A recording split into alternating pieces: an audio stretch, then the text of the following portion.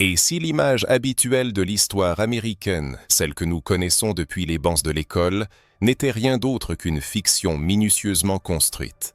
Et si bien avant Christophe Colomb, avant même le début de l'expansion européenne, des peuples africains sillonnaient les océans, influençant les cultures locales, érigeant des villes et laissant des traces indélébiles sur les terres que nous appelons aujourd'hui l'Amérique?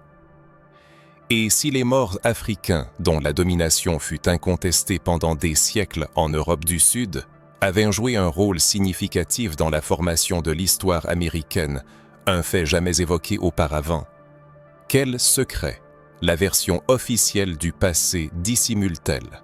Préparez-vous, car la découverte imminente pourrait bien bouleverser les idées reçues sur les temps passés. Pendant de longues années, on nous a servi une histoire unilatérale de la découverte de l'Amérique par les Européens, de l'existence isolée des peuples indigènes et d'un point de départ situé en 1492. Mais que se passerait-il s'il existait des preuves passées sous silence, des artefacts enfouis et des documents effacés, indiquant la présence d'Africains morts dotés de connaissances avancées, d'une maîtrise architecturale, d'une spiritualité et d'une culture raffinée? Il ne s'agit pas d'une simple théorie sans fondement, mais de faits qui ont été voués à l'oubli pendant des siècles.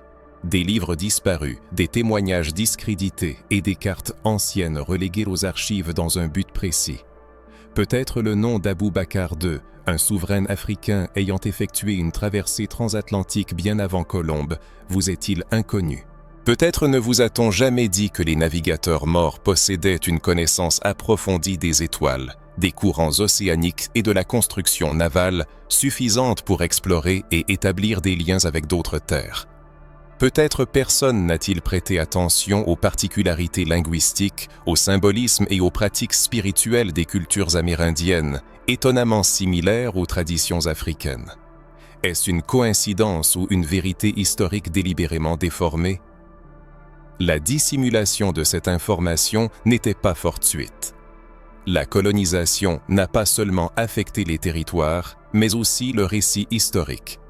Ignorer le rôle des Africains dans la formation de l'Amérique sert au maintien d'une structure de pouvoir, privant les personnes noires de la reconnaissance de leur grandeur historique. Reconnaître l'influence des Maures africains, non seulement en Europe mais aussi en Amérique, détruit des constructions idéologiques séculaires. C'est comme tirer un fil d'une vaste tapisserie de mensonges.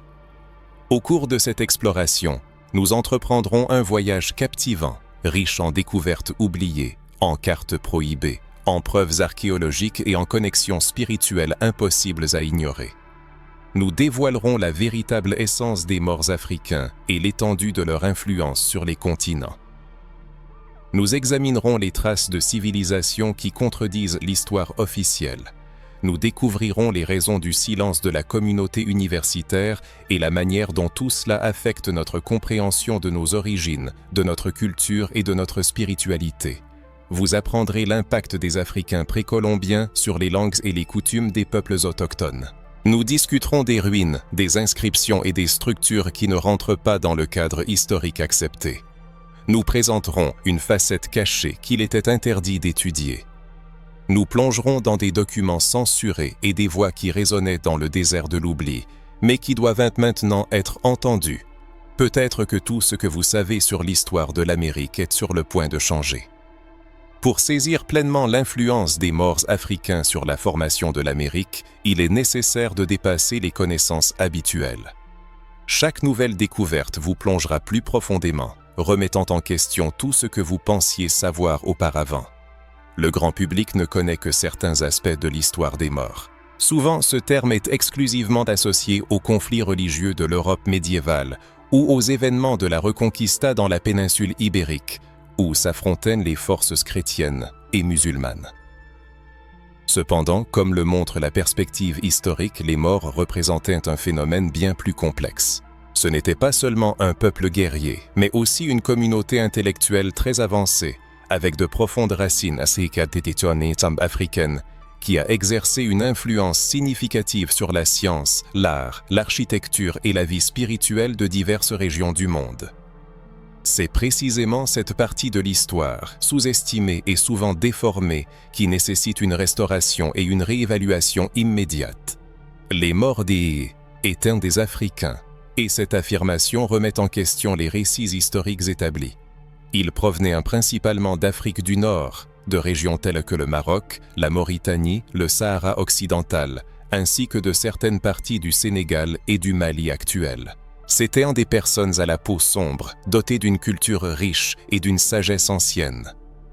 Pendant près de 800 ans, non seulement ils ont dominé la péninsule ibérique, mais ils ont également contribué à l'essor d'une civilisation en Europe médiévale, à une période que les Européens eux-mêmes appelaient Kot, Sispat.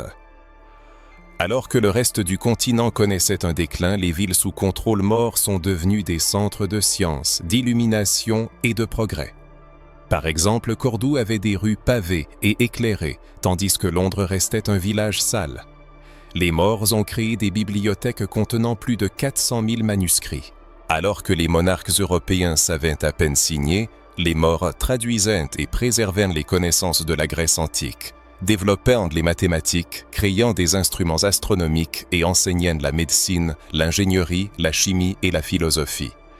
L'interaction de l'influence islamique et de la sagesse africaine a conduit à la formation d'une civilisation qui a eu un impact énorme sur le cours de l'histoire européenne, bien que ce fait soit souvent passé sous silence dans les manuels.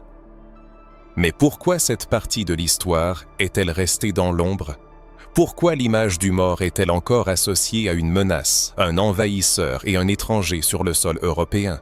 Reconnaître que la civilisation européenne moderne doit une grande partie de son progrès aux peuples noirs, africains et musulmans signifierait la destruction de l'un des piliers principaux du récit occidental de supériorité culturelle. Cela exigerait de reconnaître que le monde moderne a été créé, entre autres, par les mains et les esprits d'Africains, originaires du Sahara, qui non seulement ont survécu, mais ont aussi prospéré. L'identité africaine des morts a été progressivement un code neuf dans l'historiographie européenne. Dans les œuvres d'art, les illustrations et même au cinéma, les morts sont souvent représentés comme des Arabes à la peau claire, presque européens. Cependant, les preuves historiques, les récits de contemporains et les descriptions physiques indiquent que beaucoup d'entre eux étaient des personnes noires avec des traits africains distincts, des guerriers, des sages, des architectes et des navigateurs. Ce fait doit être souligné. Une question légitime se pose. Quel rapport tout cela a-t-il avec l'Amérique ? Le lien est direct. Les morts africains, dotés de connaissances et avancées en navigation, de compétences architecturales et d'une spiritualité profonde, ne se sont pas limités à l'Europe. Il existe des preuves historiques, des cartes anciennes et des documents coloniaux qui suggèrent que bien avant Christophe Colomb, des peuples africains ont traversé l'océan Atlantique et établi des contacts avec des civilisations du continent américain. Il ne s'agit pas de fiction ou de simples théories, mais de découvertes archéologiques, de styles architecturaux similaires, de symboles et de légendes des peuples autochtones qui indiquent une présence africaine avant le début de la colonisation européenne. Il est remarquable que les traits de ces visiteurs correspondent en grande partie à ceux des morts africains. Ce fait n'est généralement pas mentionné dans les manuels scolaires, peut-être parce que la reconnaissance de cette vérité modifierait les fondements même de l'histoire enseignée. L'influence de la culture maure ne se limite pas aux monuments architecturaux d'Espagne. Elle se retrouve sur tout le continent américain, des Andes aux Caraïbes, et chaque nouvelle recherche ne fait que le confirmer. Il est remarquable que des cartes médiévales d'Afrique du Nord contiennent des représentations de terres au-delà de l'océan, anticipant la découverte officielle de l'Amérique. Cela témoigne de l'existence de connaissances sur les terres occidentales bien avant l'expédition de Colomb. Des découvertes archéologiques au Brésil, telles que des monnaies africaines, des symboles morts sur des rochers en Amérique centrale, ainsi que des témoignages de prêtres catholiques arrivés en Amérique et ayant entendu des autochtones des récits de personnes noires venues de la mer avant les Espagnols, renforcent cette hypothèse. Il ne s'agit pas seulement d'exploits de navigation, mais aussi de la transmission de savoir, de spiritualité et de valeurs. Les morts africains, dotés d'une vision spirituelle profonde, ont harmonieusement combiné science et foi, raison et transcendance, laissant une empreinte indélébile partout où ils sont passés.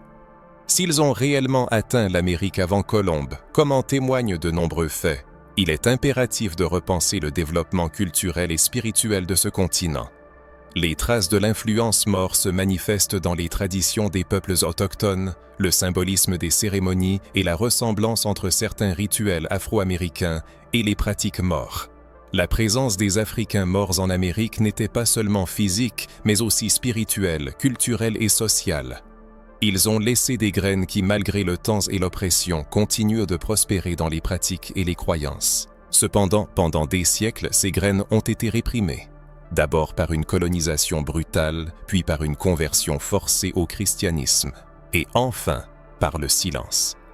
Ce silence, enraciné dans les salles de classe, les manuels d'histoire et les institutions éducatives qui préfèrent maintenant préserver le récit européen intact, nous pose à chacun la question: comment gérer cette information? L'ignorer ou approfondir la recherche, poser des questions, réfléchir et ouvrir de nouveaux horizons.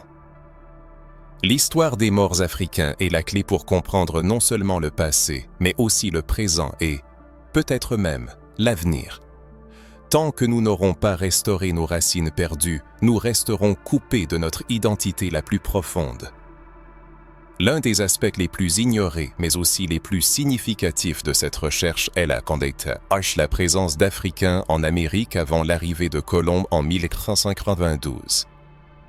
Cette affirmation, étayée par des preuves historiques, archéologiques et orales des peuples autochtones, ainsi que par des documents délibérément oubliés dans les milieux universitaires occidentaux, remet en question les idées reçues.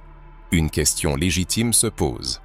Si les Africains, en particulier les morts, étaient des navigateurs, astronomes et commerçants chevronnés, pourquoi n'auraient-ils pas atteint l'Amérique bien avant que les Européens n'y pensent ? Des cartes anciennes, datant d'avant le XVe siècle, représentent des terres qui font aujourd'hui partie du continent américain. Nombre de ces cartes ont été créées en Afrique du Nord et au Moyen-Orient, des régions étroitement liées à la civilisation maure.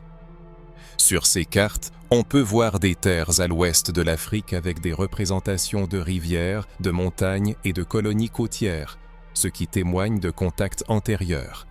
Et ce, à une époque où, selon l'histoire officielle, le Nouveau Monde restait une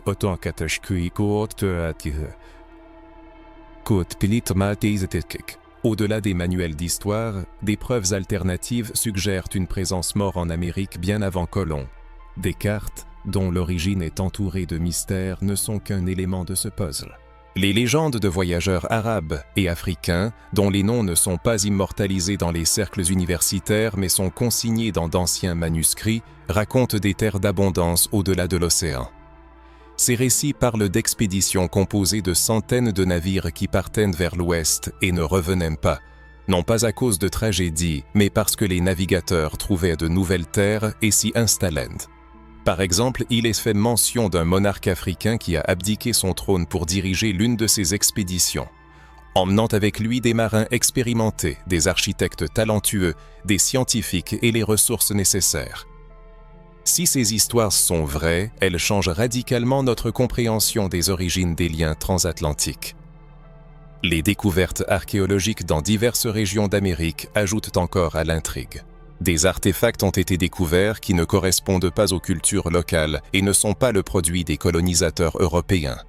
Parmi eux, des statues, des poteries, des inscriptions rupestres et même des monnaies avec une symbolique et des matériaux caractéristiques de l'Afrique précoloniale.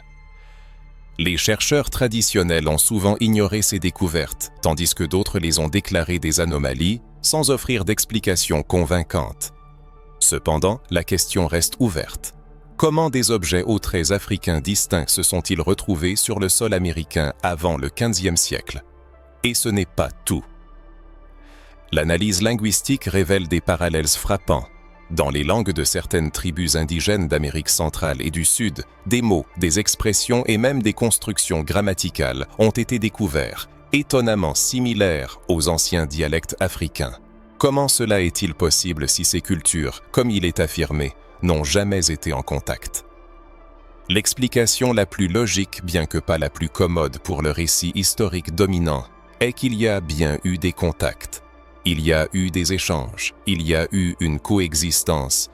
Et là où il y a coexistence, il y a inévitablement une influence mutuelle. La présence maure en Amérique avant Colomb se manifeste également dans des caractéristiques culturelles qui ont perduré jusqu'à nos jours. Dans certaines communautés afro-américaines des Caraïbes, il existe encore des danses, des musiques et des pratiques spirituelles qui présentent une ressemblance frappante avec les traditions d'Afrique du Nord. Ces pratiques ont été diabolisées pendant des siècles, les colonisateurs les stigmatisant comme des superstitions ou de la sorcellerie. Cependant, elles portent en elles de profonds éléments de sagesse ancienne, de spiritualité et de vénération des forces de la nature, ce qui se retrouve également dans la cosmologie maure. On ne peut ignorer les récits des peuples autochtones, consignés par les missionnaires et les colonisateurs dans les premières années suivant l'arrivée des Européens.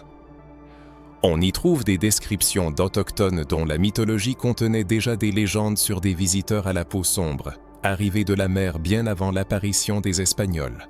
Dans certaines cultures, ces étrangers étaient considérés comme des dieux, dans d'autres comme des porteurs de savoir. Cependant, un motif commun traverse tous ces récits. C'étaient des personnes. À la peau sombre, venues de l'Est, et elles étaient très différentes des conquistadors arrivés plus tard avec leurs croix et leurs épées. La question de savoir si les nombreuses preuves, des cartes anciennes et des légendes orales aux artefacts et aux parallèles linguistiques sont une simple coïncidence ou si elles indiquent une vérité délibérément cachée depuis des siècles devient de plus en plus pertinente. Cette vérité est capable d'ébranler les fondements de la vision coloniale du monde, dans laquelle les Européens se voient attribuer le rôle de découvreurs et de civilisateurs.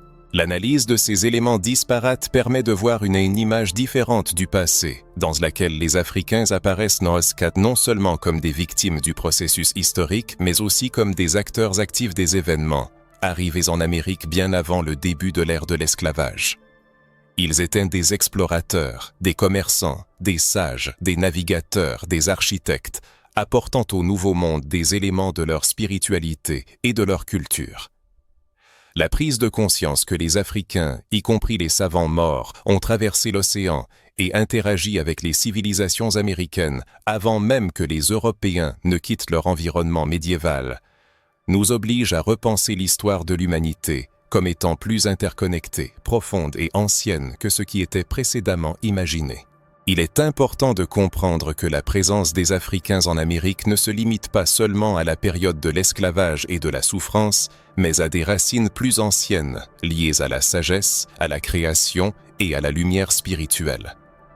À mesure que l'on étudie non seulement des artefacts isolés, mais aussi des structures, des monuments et des complexes architecturaux entiers, il devient évident que l'histoire de la présence africaine en Amérique dépasse de loin les idées reçues. Sur tout le continent, on rencontre des constructions qui ne correspondent pas au style architectural des civilisations amérindiennes et ne sont pas le résultat de la colonisation européenne. Ces structures, portant des traces évidentes de la culture africaine morte, sont souvent ignorées dans les travaux scientifiques et les expositions muséales, et les archéologues, sous la pression des circonstances, préfèrent les considérer comme des anomalies ou sans rapport avec le contexte. Dans divers lieux, on peut découvrir des constructions avec des arcs en fer à cheval, des colonnes torsadées et des arcs brisés, des éléments caractéristiques de l'architecture maure, qui a prospéré en Afrique du Nord et a ensuite été introduite dans la péninsule ibérique. Étonnamment, des formes architecturales similaires se retrouvent dans des structures anciennes d'Amérique centrale et dans des régions peu étudiées d'Amérique du Sud. Il s'agit de temples, de bâtiments cérémoniels, de murs et même de systèmes d'irrigation, rappelant étonnamment les méthodes maures d'urbanisme, d'ingénierie et de construction. Il semble que les mêmes maîtres qui ont transformé le sud de l'Europe aient laissé leur empreinte sur le sol américain, créant un témoignage silencieux, invisible pour ceux qui ne veulent pas le voir. Il ne s'agit pas seulement de formes architecturales. Plus impressionnants encore sont les symboles gravés sur les pierres, peints sur les murs et ciselés sur la céramique. Sur de nombreux sites archéologiques, on trouve des images pratiquement identiques aux anciens symboles islamiques et à l'iconographie d'origine africaine. Des étoiles à 8 branches et des motifs géométriques complexes, utilisés dans les mosquées maures, faisant référence au concept de l'unité divine en islam. Tout cela est découvert dans des lieux où, selon la théorie communément admise, l'islam n'aurait jamais dû apparaître. Cependant, la pénétration de l'influence maure s'est faite discrètement, comme une ombre, laissant pourtant une empreinte indélébile. Ces traces, gênantes pour le récit historique dominant, ont été vouées à l'oubli. L'un des éléments les plus frappants est la répétition des symboles astronomiques. Les Maures, passionnés par les cartes stellaires et l'alignement des structures architecturales avec les corps célestes, ont laissé leur marque dans les ruines américaines. Des bâtiments orientés vers le solstice, certaines constellations et la position des planètes ont été méticuleusement érigés pour maintenir l'harmonie entre le céleste et le terrestre, à l'image des traditions spirituelles africaines et maures. Une telle similitude ne peut être une simple coïncidence. La répétition de schémas culturels sur différents continents témoigne de l'existence d'un lien, d'une transmission de savoir et d'un héritage commun. Mais pourquoi ces faits ne sont-ils pas reflétés dans l'éducation? Pourquoi les universités passent-elles cette information sous silence? Pourquoi les découvertes archéologiques sont-elles rarement mentionnées dans les documentaires et les manuels? La réponse réside dans le fait que cette vérité est incommode, elle menace le récit colonial. Reconnaître l'influence des Maures africains sur l'architecture précolombienne de l'Amérique détruit le mythe de l'arriération de l'Afrique, réfute l'idée d'un continent comme source d'esclaves, dépourvu d'histoire et de culture. Cela signifie reconnaître les Africains comme des découvreurs, des bâtisseurs et des civilisateurs. De plus, il existe des légendes locales, transmises de génération en génération, racontant l'arrivée de visiteurs venus de l'Est, des personnes à la peau sombre aux yeux brillants comme le soleil. Ces figures, mentionnées dans les traditions orales des peuples autochtones, sont associées à la sagesse, à la construction, à l'enseignement des méthodes agricoles, des techniques de construction et de l'observation des cieux. Dans certaines versions, ces visiteurs étaient vénérés comme des êtres sacrés, dans d'autres comme des frères perdus revenus. Mais dans toutes les légendes, un détail commun est présent. Ils sont arrivés bien avant les Espagnols et ont laissé derrière eux un riche héritage. On découvre même, par endroits, des inscriptions en ancien arabe gravées sur des pierres dans des régions reculées, loin des grands centres coloniaux. Certaines de ces inscriptions datent d'avant le XVe siècle, ce qui en soi pourrait remettre en question les manuels d'histoire. Pourtant, ces inscriptions sont ignorées, discréditées ou déclarées comme des faux modernes sans analyse appropriée. Pourquoi? Parce que la reconnaissance de ces preuves signifierait l'acceptation de la présence africaine maure non pas comme une hypothèse, mais comme un fait incontestable. Ainsi, rassemblons tous ces éléments. Une architecture reflétant des techniques maures, des symboles indiquant des traditions spirituelles islamiques, des inscriptions dans d'anciennes langues africaines, des récits locaux d'hommes noirs arrivés avant les Européens. Peut-on vraiment considérer tout cela comme une simple coïncidence? Ou l'histoire a-t-elle été méticuleusement réécrite pour protéger certains intérêts et faire taire d'autres voix? Pourquoi les preuves historiques de la présence maure en Amérique restent-elles dans l'ombre? La question qui se pose naturellement face aux ruines et aux artefacts témoignant de manière irréfutable de la présence maure en Amérique bien avant Christophe Colomb est la suivante.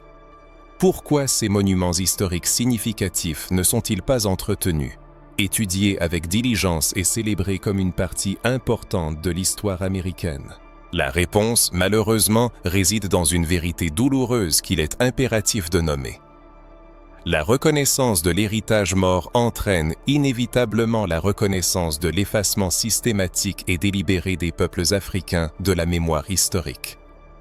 C'est en quelque sorte un regard dans un miroir, reflétant un racisme structurel profondément enraciné, qui détermine quels événements et quelles cultures sont dignes d'être immortalisés et lesquels doivent être voués à l'oubli. Dans le cas des morts, l'oubli est devenu un choix politique, culturel et idéologique conscient. Et chaque fois qu'une nouvelle ruine passe inaperçue ou est discréditée, il ne s'agit pas seulement de la perte d'une pierre ou d'un artefact. C'est un vol d'une partie de l'identité collective, une privation de la possibilité de se reconnecter avec les ancêtres et un silence imposé sur un héritage spirituel. Une telle pratique doit cesser. Il est nécessaire de faire émerger cette histoire de l'oubli, de parler ouvertement des monuments morts et de les considérer non pas comme des énigmes isolées, mais comme des fragments d'une vérité plus vaste et importante qui refait progressivement surface. Le fait le plus surprenant, et peut-être le plus incontestable, est que la présence africaine mort en Amérique n'est pas simplement enfouie sous une couche de ruines oubliées et de cartes poussiéreuses. Elle continue de vivre, de respirer et de se manifester dans divers aspects de la culture américaine moderne. Les traces de l'influence Maure, habilement dissimulées dans le quotidien, imprègnent la langue, les traditions culinaires, les rythmes musicaux et les pratiques spirituelles du peuple américain. L'héritage Maure est si profondément tissé dans le tissu culturel de l'Amérique que, malgré son effacement délibéré des livres d'histoire, il continue de résonner dans l'âme même du peuple. Un exemple frappant est le lexique. De nombreux mots qui constituent la base des langues portugaises et espagnoles, parlées aujourd'hui en Amérique, ont des racines directes dans les langues arabes et africaines. Ces mots, initialement introduits dans la péninsule ibérique par les Maures, se sont répandus dans le monde entier avec l'expansion coloniale. Des termes liés à l'agriculture, à l'astronomie, à la cuisine et même à la spiritualité conservent précieusement cet héritage. Des mots comme almada, oreiller, alfous, salade, azit. Uil doresi, sandait. Oratusti ta, tiva, tilo arguitaton kutesu. Amai sono manisan tsidik ki ya na deu idega duodezera itanita divia prometia titias. Utfiuati bidilu viilisus teria ma amaina da la miketa na metiga dikiuquis etudika shasamu ola antuasa. Ansubiti anima monstoasus enatadate morit an mashimadekidimes. Aiumatadjua ulatalani uumatihintukot mulindutit oli restokakasion ulta kuuduuta tolalatushu korliirasudisuulla asuvulkikukuriuluta lesuurtamoa obu oras. Ce fait en soi est une preuve convaincante de la façon dont l'influence Maure a traversé les continents et atteint l'Amérique, quoique de manière voilée, sous le couvert de la langue des colonisateurs. Cependant, l'influence Maure ne se limite pas à la langue. La cuisine américaine, en particulier dans les régions où la présence africaine était la plus marquée, contient des éléments qui remontent aux traditions maures et africaines. L'usage des épices, l'alliance du sucré et du salé, la valorisation de chaque partie des produits ainsi que la préparation cérémonielle de certains plats indiquent des traditions culinaires ancestrales façonnées par la sagesse de peuples qui considéraient la nourriture non seulement comme une source de subsistance, mais aussi comme une partie du rituel, un lien avec le sacré. Dans de nombreux plats traditionnels d'Amérique, on retrouve des assaisonnements et des techniques qui font écho à la cuisine Maure d'Afrique du Nord. Des saveurs qui ont traversé l'océan non pas sur des caravelles, mais sur les vents des ancêtres. Les racines profondes de l'héritage culturel de l'Amérique latine s'enfoncent dans les siècles, entrelacées avec les savoirs spirituels et pratiques des ancêtres.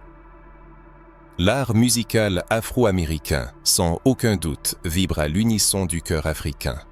Les rythmes des percussions, les chants responsoriaux inspirés, l'art de l'improvisation et le lien profond entre le son et la spiritualité trouvent leurs origines dans les traditions musicales maures et africaines. Dans certaines cultures autochtones et communautés afro-américaines, le tambour sert encore non seulement d'instrument de musique, mais aussi de moyen de communication spirituelle.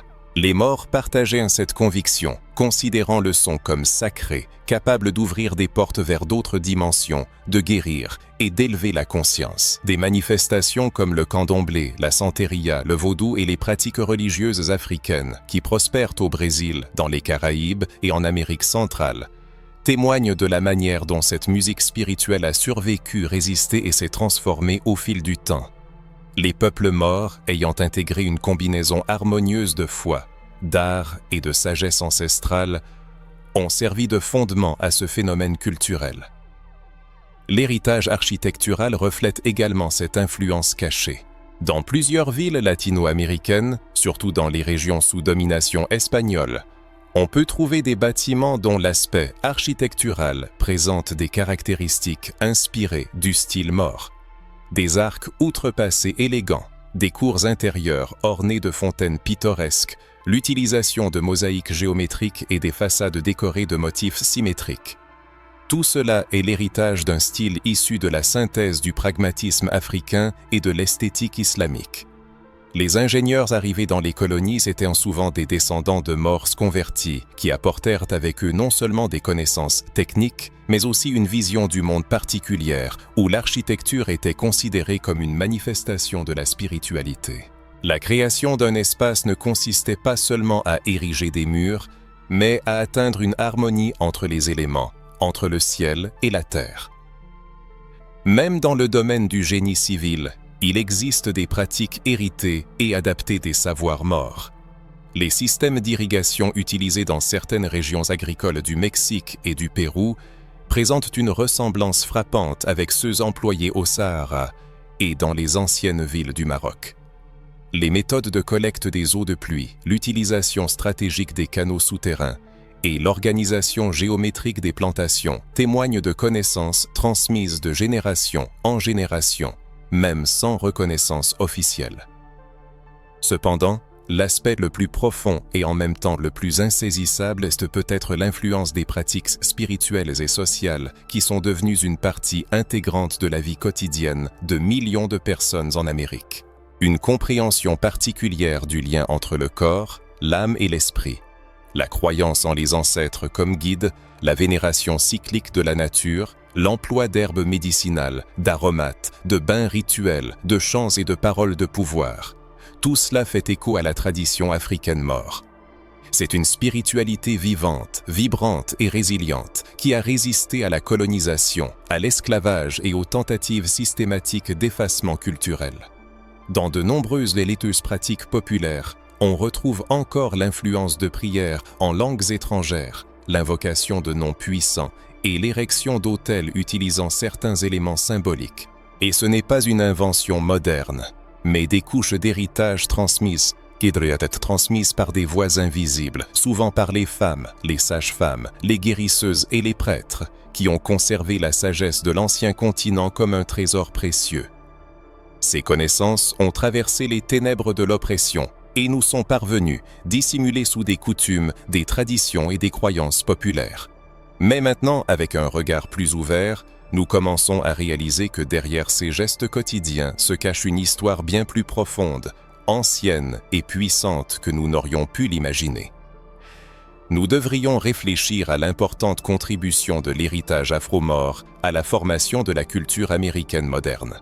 Il est fort possible que de nombreux aspects que nous considérons comme intrinsèquement américains soient en réalité le résultat de l'influence de traditions africaines qui ont prospéré sur cette terre.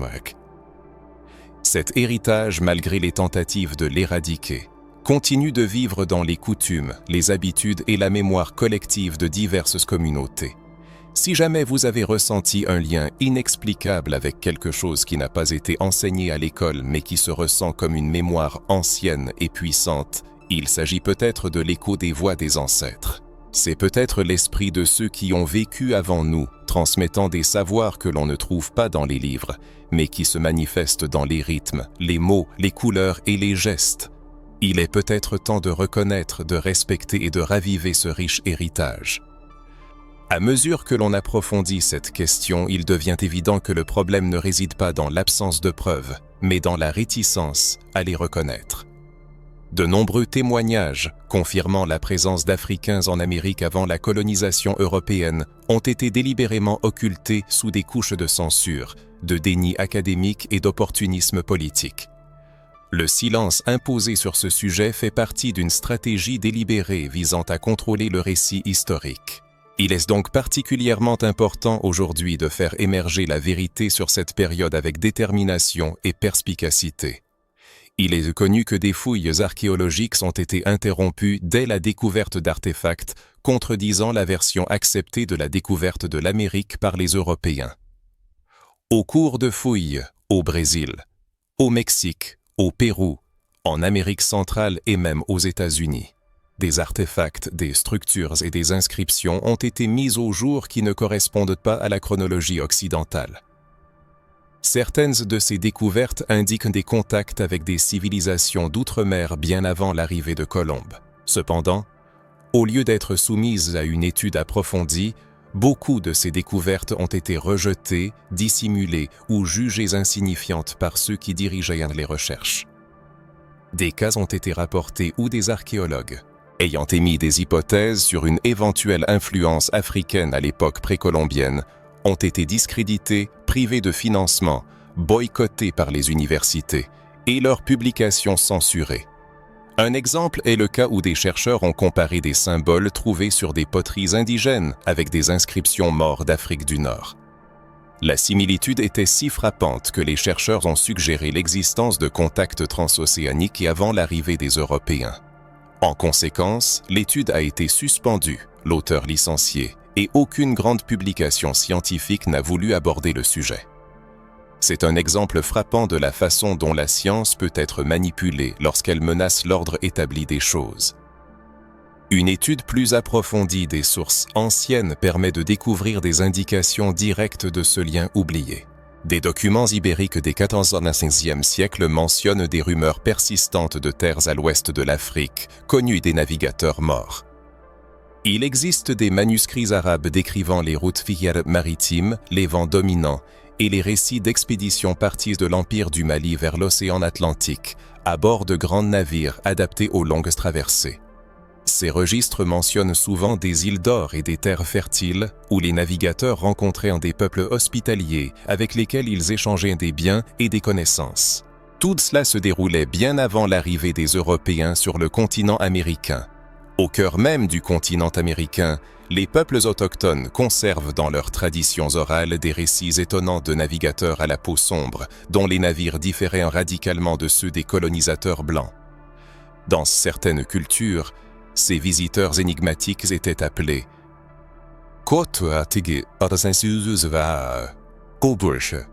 en reconnaissance de leur sagesse et de leur apparence inhabituelle. D'autres légendes les décrivent comme et comme des porteurs de connaissances alliées précieuses, enseignant aux peuples autochtones des techniques d'agriculture, de construction et les secrets de l'observation des étoiles. Lorsque les conquistadors espagnols sont apparus à l'horizon, de nombreux habitants indigènes attendaient déjà l'arrivée d'autres hommes blancs, mais furent stupéfaits de voir des figures complètement différentes, ne ressemblant en rien à celles qu'ils connaissaient auparavant. Simple coïncidence ou écho assourdi d'un lointain passé. Même dans la tradition judéo-chrétienne, on peut trouver des allusions témoignant d'une compréhension du monde plus profonde que celle transmise par les interprétations européennes de l'histoire. Certains rabbins anciens mentionnaient l'existence de terres au-delà de l'océan, accessibles à des peuples inconnus de l'Europe médiévale. Dans la tradition islamique, en particulier parmi les savants morts, des registres de cartes célestes et maritimes détaillés décrivent des constellations utilisées pour la navigation bien au-delà de l'horizon visible. En d'autres termes, les connaissances existaient, les routes maritimes étaient cartographiées, les navires sillonnèrent les océans, mais l'histoire officielle a été réécrite pour exclure les protagonistes. Quote.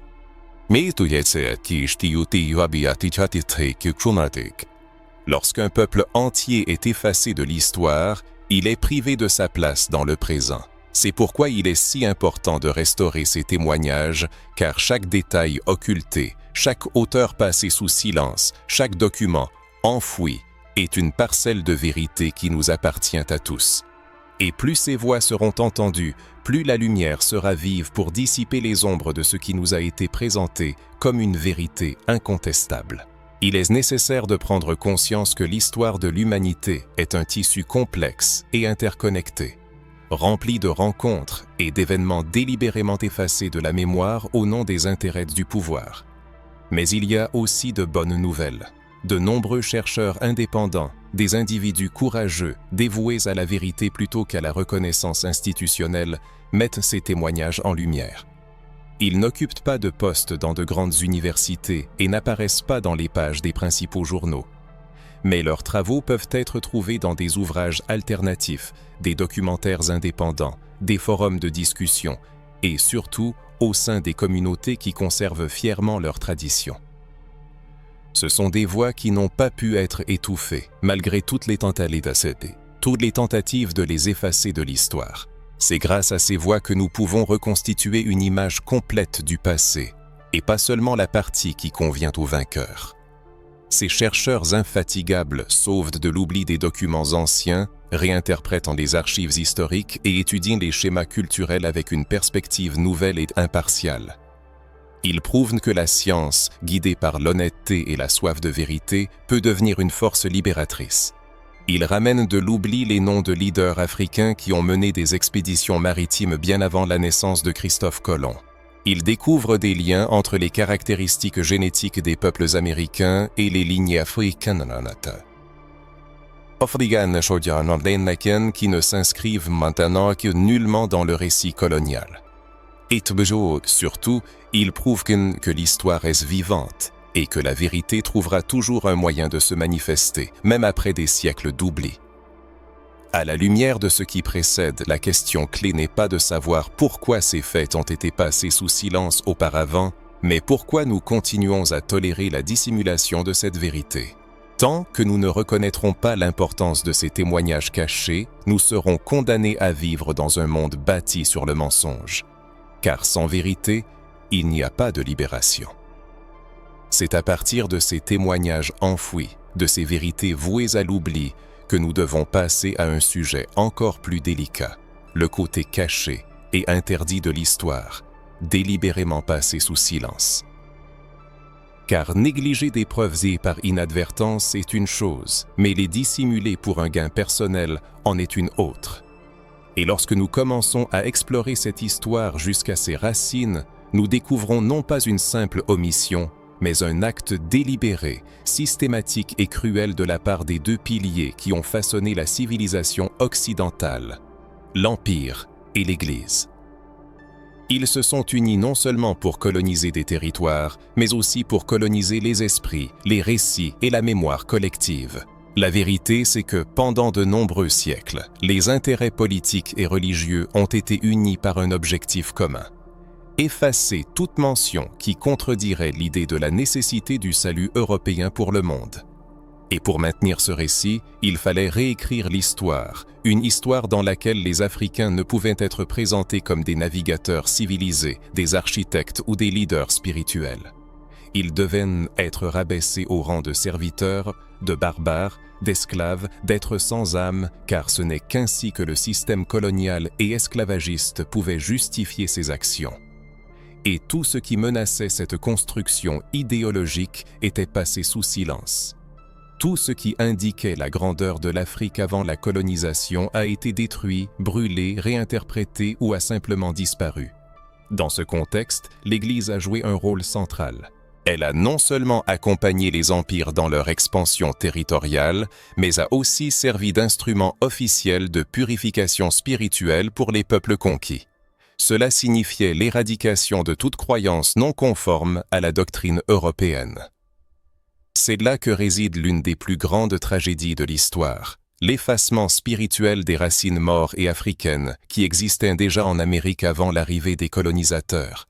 Toute pratique indiquant un autre lien spirituel, toute symbolique rappelant les traditions africaines ou islamiques, toute mention déviant du dogme chrétien, tout cela était persécuté, maudit et détruit. Les temples étaient rasés, les textes brûlés. La sagesse des ancêtres fut déclarée de la sorcellerie, de la magie, de l'hérésie, et nombre de ceux qui portaient ces vérités furent tués, réduits au silence ou contraints de cacher leurs connaissances, les dissimulant sous des coutumes populaires. C'est ainsi qu'une grande partie de la tradition afro-maure a pu survivre. Dissimulée sous des fêtes religieuses, cachée dans les danses, diluée dans des rituels adaptés à la liturgie chrétienne. Mais l'essence est restée inchangée, vivante, palpitante sous la surface, attendant le moment propice pour renaître. Et ce moment approche inexorablement. Le temps des découvertes approche, mais il est d'abord nécessaire de comprendre les mécanismes de dissimulation de la vérité. Tout au long de l'ère coloniale, la production intellectuelle était sous le contrôle des élites religieuses et politiques, qui s'arrogeaient le droit de définir ce qui était vrai, ce qui était digne d'être conservé et ce qui devait être voué à l'oubli.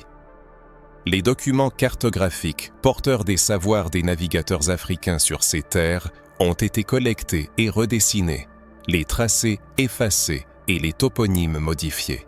Les informations sur les contacts précolombiens ont été supprimées des annales officielles des grandes expéditions maritimes et de nombreux manuscrits relatant les récits des peuples autochtones sur les visites africaines ont été impitoyablement détruits, censurés ou déclarés fabulations païennes. Il est crucial de comprendre que les colonisateurs ne se sont pas limités à la conquête de territoires physiques, ils ont également cherché à dominer le temps et la mémoire. Ils ont imposé leur propre chronologie dont le point de départ était leur arrivée.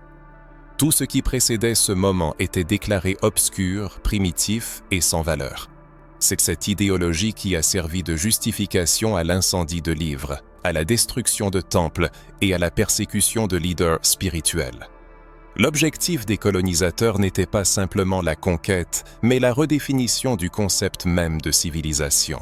Dans ce processus, toute preuve attestant de la présence afro-maure, de leur sagesse et de leur spiritualité était considérée comme une menace directe à l'ordre établi. Une question légitime se pose alors. Pourquoi de si vastes efforts ont-ils été déployés pour dissimuler ces faits? La réponse est simple, mais en même temps profondément troublante. Reconnaître cette histoire signifierait la destruction du fondement même du colonialisme. Cela exigerait d'admettre que les Africains sont arrivés en Amérique non pas comme des esclaves, mais comme des civilisateurs, des navigateurs et des partenaires égaux. Cela saperait l'idée d'une Europe comme centre du monde et révélerait une histoire d'égalité, d'échange et d'interconnexion entre les peuples. Une histoire qui représente une menace pour les systèmes de domination construits au fil des siècles. C'est là que tout commence à prendre encore plus de sens. Ce qui est aujourd'hui perçu comme une absence de preuves n'est pas le résultat d'une absence d'histoire, mais la conséquence d'un contrôle rigide sur celle-ci. Derrière chaque document caché, chaque carte redessinée, chaque symbole effacé des pierres, se cache une tentative désespérée de préserver une version unique et mythique de la réalité. Cependant, la vérité ne peut être enterrée éternellement. Elle trouve toujours des failles pour se manifester dans la mémoire des générations, dans les ruines oubliées, dans les récits des anciens, dans les danses, les rythmes et les rêves.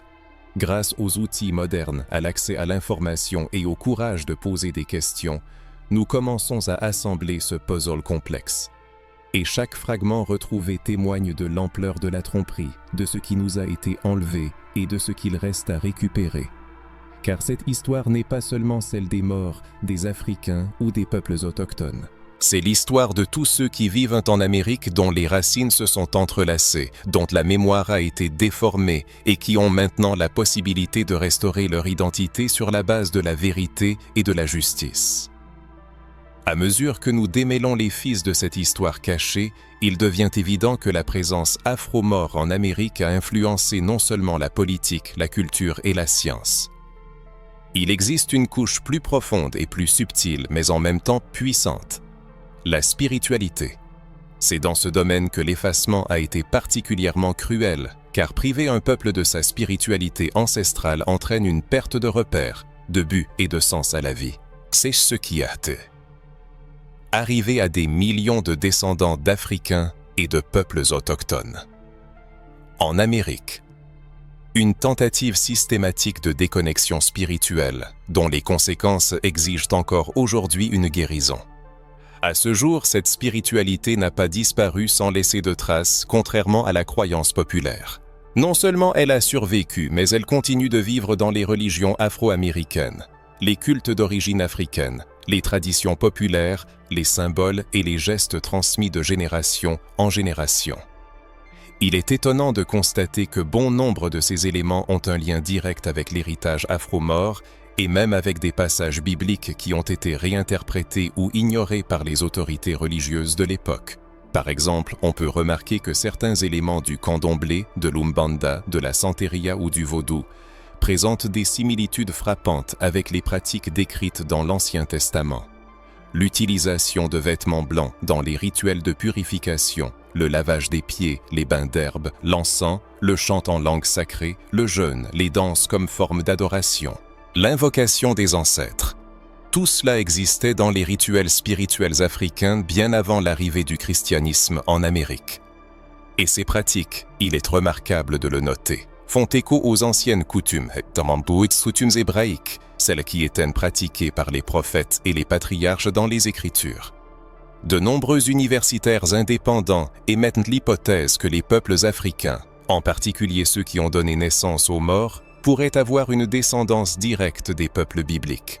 Il existe des preuves historiques, généalogiques et spirituelles qui relient les peuples de régions telles que le Mali, l'Éthiopie, le Soudan, le Nigeria et le Maroc aux anciennes lignées hébraïques. Certains chercheurs affirment même que certaines tribus africaines sont les descendants de ce que l'on appelle les 10 tribus perdues d'Israël. Cette hypothèse pourrait expliquer non seulement la ressemblance frappante des pratiques religieuses, mais aussi la résilience spirituelle que ces peuples ont démontrée même après des siècles de persécution, d'esclavage et de tentatives d'éradication de leur culture. Les Maures, qui ont dominé l'Europe du Sud pendant des siècles, ont emporté cette spiritualité avec eux. Elle représentait un mélange de connaissances africaines, d'anciennes traditions orales et d'une profonde compréhension de l'interconnexion entre les mondes physiques et spirituels. Ils construisaient des villes orientées vers les étoiles, érigées en des fontaines pour la purification rituelle, enseignant l'énergie des mots et la vibration du son. Ils connaissaient le pouvoir des noms sacrés, ce qui est également profondément reflété dans la Bible. Ils parlaient d'un Dieu unique, mais le percevaient à travers les manifestations de la nature, ce qui résonne profondément avec la vision du monde des prophètes de l'Ancien Testament. Lorsque cette spiritualité a traversé l'océan et est arrivée en Amérique, elle a été confrontée à la répression de l'Église coloniale, mais elle n'a pas été brisée. Elle s'est transformée, adaptée, cachée sous le voile de la religiosité populaire. Mais elle est restée vivante dans chaque prière silencieuse dans un temple de candomblé, dans chaque bougie allumée dans un coin de la maison, dans chaque nom d'orisha portant la force d'un ancêtre, dans chaque battement de tambour pulsant à l'unisson, avec le cœur d'un peuple qui n'a jamais oublié son origine, même quand on a essayé de le forcer à l'oublier. L'Église institutionnelle a combattu avec acharnement ces pratiques, diabolisant tout ce qui venait d'Afrique, car elle était consciente de la puissance qu'elle recelait. Elle comprenait que cette spiritualité était vivante, libératrice et connectée à la source de toute existence. Elle offrait une relation avec le divin qui n'avait pas besoin de la médiation de temples de pierre ou de hiérarchies humaines, mais s'établissait par une connexion directe avec la force créatrice. Cela représentait une menace sérieuse pour un système cherchant à contrôler la foi, la vision du monde et le comportement des gens. Ce n'est pas un hasard si même aujourd'hui, de nombreuses pratiques spirituelles d'origine africaine sont tournées en dérision, criminalisées ou réduites au silence. Depuis des siècles, une guerre spirituelle est menée, une guerre pour la mémoire, pour la vérité et pour l'identité. Dans le monde contemporain, une guerre invisible pour l'identité se déroule, où les peuples d'Amérique sont incités à se détacher de leurs racines afro-maures, de leur héritage spirituel et de leurs liens profonds avec les mystères de l'Ancien Testament. Posons-nous la question, pourquoi le fait que de nombreux personnages bibliques éteints de couleur est-il passé sous silence? Pourquoi les anciens Hébreux, majoritairement de couleur, sont-ils représentés dans les images et les films exclusivement comme des Européens? La réponse est simple. La vérité détruirait la fausse idée de séparation entre la foi africaine et biblique. Il ne sera plus possible d'affirmer qu'une religion est vraie et l'autre n'est qu'une oshoreku.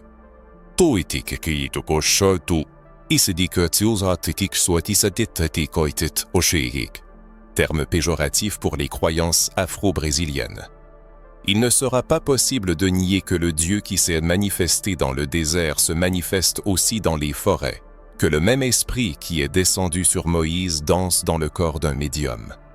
Il faut regarder le monde avec des yeux ouverts en réalisant qu'il ne s'agit pas d'un syncrétisme superficiel, mais de la reconnaissance d'une lignée spirituelle qui traverse les siècles, les continents et les persécutions. Cette lignée est vivante en Amérique, particulièrement dans les corps et les voix de sa population noire. Elle relie les prophètes du désert aux prêtres du Terreiro, communauté religieuse afro-brésilienne, l'arche d'alliance au tambour sacré, la prière sacrée à un chant ancien. C'est ce qui est troublant, car la spiritualité africaine et le message biblique pourraient ne pas être des opposés, mais des sœurs. Ce que l'on appelle paganisme pourrait n'être qu'une version non européenne d'une foi ancienne et profonde, étroitement liée à l'essence divine.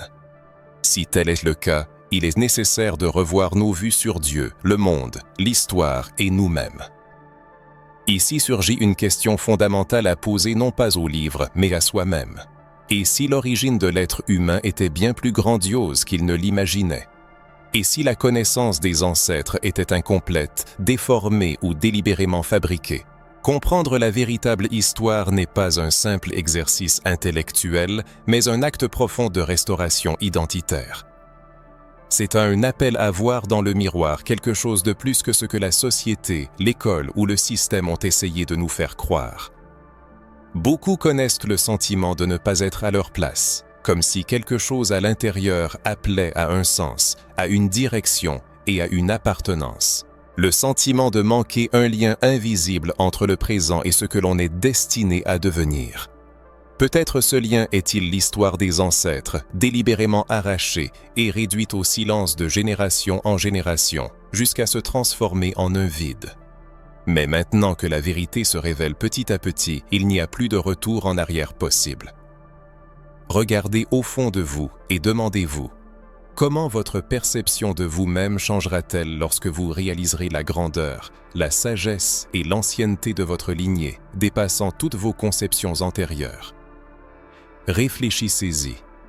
Si vous avez longtemps cru que votre origine prenait racine dans la douleur, l'esclavage, la souffrance et la soumission, alors tout ce qui suit sera inévitablement teinté de cette douleur. Cependant, en réalisant qu'avant la douleur existait la gloire, la connaissance, la spiritualité, le leadership et la civilisation, vous pourrez entièrement repenser le présent. Vous comprendrez que votre existence n'est pas simplement le résultat d'une survie, mais une continuation légitime. Vous n'êtes pas ici par hasard, mais comme l'héritier d'une lignée qui a créé, enseigné, guidé, navigué et laissé une empreinte indélébile partout où elle est passée. C'est pourquoi, en vous regardant dans les yeux, il faut le dire. Celui qui contrôle votre histoire contrôle aussi votre identité. En vous privant de mémoire, il vous prive de votre liberté de choix, de votre estime de soi et de votre vision de l'avenir.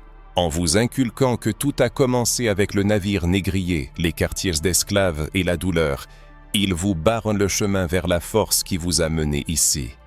Mais en vous reconnectant à vos véritables racines, à la grandeur des morts africains, aux navigateurs qui les ont précédés, aux guides spirituels qui ont résisté à l'assaut du temps et de l'oubli, vous retrouverez la liberté. Vous récupérerez ce qui vous appartient de droit, la dignité de votre histoire. Arrêtez-vous un instant et regardez autour de vous. Observez la situation actuelle des peuples africains et de leurs descendants en Amérique, leur lutte pour la reconnaissance, leur résistance culturelle et leur quête de justice. Cela ne vient pas seulement des inégalités, mais d'un système entier alimenté par l'oubli historique. En privant un peuple de son passé, on le prive de repères, ce qui entraîne une perte d'axe et le rend vulnérable aux manipulations. Cette blessure saigne encore dans chaque communauté afrodescendante qui lutte pour une existence digne. Mais vous ne dérivez plus à l'aveugle. Vous vous éveillez. Vous reliez les points dispersés. vous réalisez que beaucoup de ce que vous ressentez n'est pas seulement de la confusion, mais un héritage. C'est la mémoire des ancêtres, avide de reconnaissance. C'est le cri de ceux qui vous ont précédés, résonnant en vous. N'oubliez pas qui vous êtes. C'est pourquoi cela revêt une telle importance. Il ne s'agit pas seulement d'une histoire ancienne, mais d'une identité vivante, de guérison, de restitution, de nommer les choses par leur nom, de voir dans le miroir non pas un simple reflet, mais un chemin entier. Imaginez l'impact que cela aura sur les générations futures. Imaginez un enfant qui grandit en sachant qu'il est le descendant de navigateurs, d'architectes, de sages, de guérisseurs, de rois et de prêtresses. Que dans son sang coule la force d'un peuple qui a traversé les océans bien avant le début de l'ère de l'esclavage. Que sa culture ne prend pas racine dans la souffrance, mais dans la création. Imaginez à quel point cet enfant rêvera, marchera et parlera différemment. C'est pourquoi nous devons parler, dénoncer, enseigner et répéter cette vérité, jusqu'à ce qu'elle retrouve la place qui lui a été dérobée pendant des siècles. La prise de conscience de la perte de son histoire peut provoquer une tempête d'émotions, de la colère et la douleur au soulagement et à la libération. C'est une réaction naturelle à l'élimination violente d'un mensonge, une blessure qui, cependant, marque le début de la guérison. Le choix d'affronter la vérité, aussi inconfortable soit-elle, d'honorer les ancêtres non pas par des lamentations, mais par des actions, et de réaliser que revenir à ses origines équivaut à revenir à sa destinée, ouvre de nouveaux horizons. La prise de conscience de l'effacement de l'histoire peut être un choc, mais la connaissance de la possibilité de la sauver, de la faire revivre et de la restaurer marque une renaissance. Lorsqu'une personne réalise qu'elle n'est pas seulement un observateur d'une vérité cachée, mais le protagoniste de sa reconstruction, un changement radical se produit. C'est là que commence la phase la plus transformatrice de ce chemin. L'application des connaissances acquises dans la vie réelle, la transformation de l'héritage spirituel, culturel et divin en une force active, présente et réparatrice. Car savoir ne suffit pas, il faut vivre cette vérité avec son corps, son esprit, son âme et chaque jour vécu. La première étape de ce chemin est la restauration historique consciente, le refus de croire aveuglément aux manuels officiels et la recherche de sources alternatives, l'écoute des voix réduites au silence, l'étude des œuvres d'auteurs indépendants et l'hommage aux connaissances ancestrales préservées en dehors des cercles académiques. Il est important d'être actif dans ce processus, sans attendre que les institutions éducatives servent sur un plateau ce qu'elles ont tenté de cacher pendant des siècles. Commencez par explorer les civilisations africaines avant la colonisation, telles que l'Empire du Mali, les Almoravides et la présence maure dans la péninsule ibérique. Étudiez l'interconnexion entre les peuples africains et les textes sacrés. Tournez-vous vers les auteurs qui explorent l'afrocentrisme, la théologie noire, la philosophie africaine et les épistémologies du Sud global. En approfondissant ces connaissances, la personne se retrouve. La deuxième étape est le salut spirituel, qui va au-delà de la religion et représente une reconnexion avec sa propre essence. La spiritualité n'est pas seulement la fréquentation d'un temple ou le respect de rituels, c'est le souvenir de qui vous êtes au plus profond de votre âme, le rétablissement du lien entre vous et vos ancêtres, la capacité d'écouter votre intuition, de respecter les cycles de la nature, d'honorer la sagesse du corps et d'apprécier le silence autant que la prière.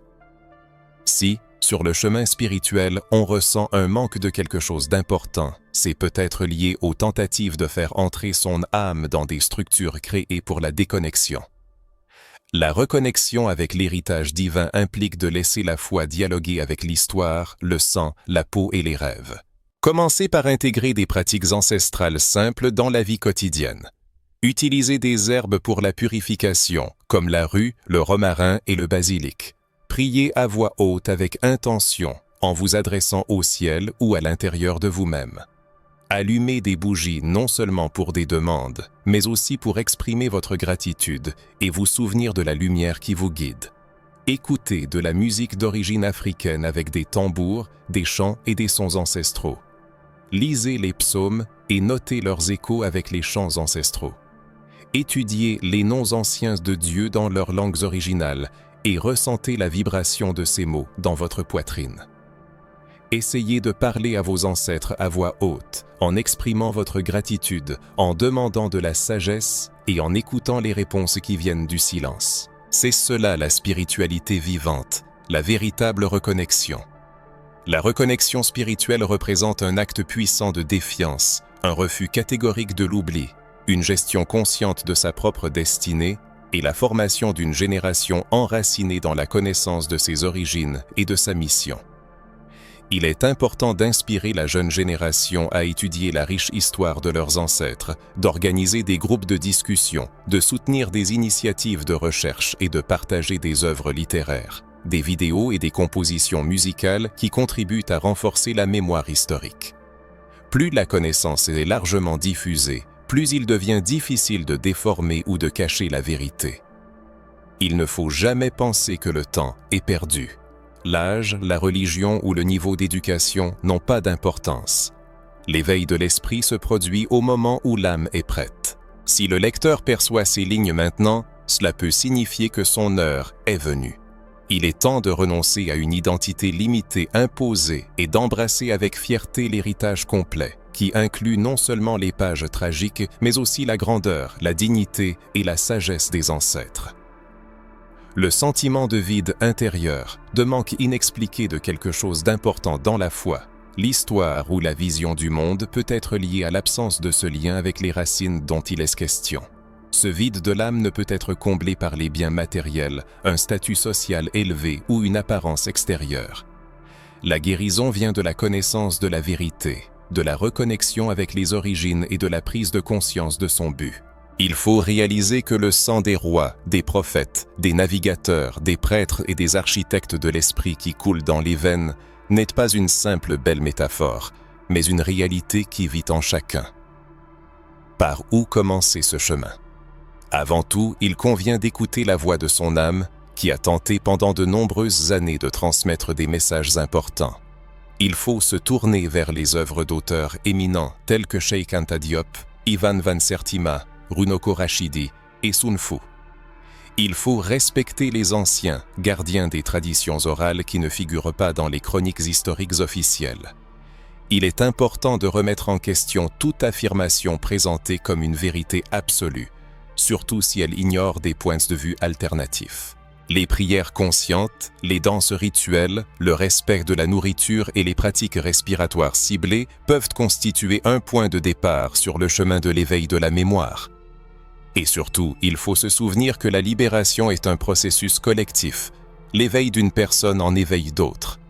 Quand l'un prend conscience de sa véritable mission, cela sert d'appel pour les autres. L'échange de connaissances, les discussions, les dialogues et l'apprentissage mutuel sont des éléments essentiels de la renaissance spirituelle.